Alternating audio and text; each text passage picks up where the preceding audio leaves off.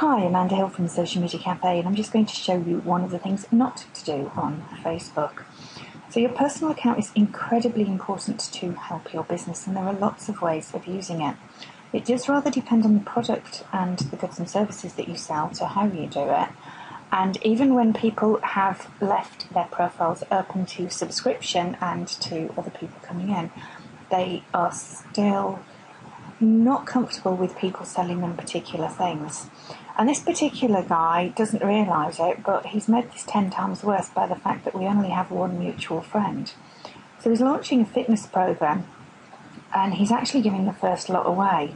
So one would have thought that it was quite easy to get those products out there for this sort of thing, especially at this time of year when people want to look good for their bikinis and that sort of thing.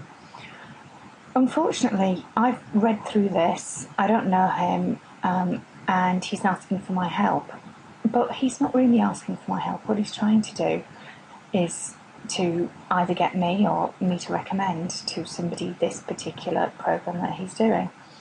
Now, ordinarily, I would do that for anybody that I know anywhere if I believed in their goods and services, or if I knew them well enough to trust them and say, absolutely, these guys are great, and I would definitely give that sort of recommendation. But I didn't like the way this was written, what it was about, or the fact that he said, by the way, if you're wondering why you got this message, I've sent it to the friends of our existing members. Sadly, for Jeremy, we're only connected to one person that we jointly know. And that therefore says who it is. That's dreadful. I'm sure they're not at all unhappy about sharing it with the world, but what if they were? Sometimes you have to think about why people do things, why they don't do things, and certain things should actually be private and personal, so please be careful with what you're doing. Now, underneath I've put, I'm trying to be gentle and say, look, no idea who your friend is, but sending unsolicited spam messages to people on a subject such as weight loss isn't great. Neither is revealing that someone in your area is taking part in someone like this, and even worse for him, which he doesn't realise now, is I now know who it is. And I don't have any problems with that, but they might.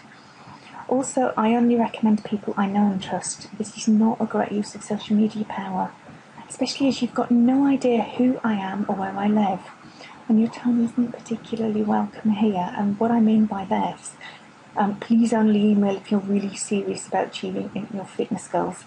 That's an NLP type stance, and I've seen it used better. So this isn't a very good way of using social media, and especially think about it when it's particular products, when you are not known to the person, and some people may take an issue with it. So hey, this isn't great. If you want to talk about it, come and give me a shout, fb.com/the Social Media Cafe, and we'll see if we get you on the right track.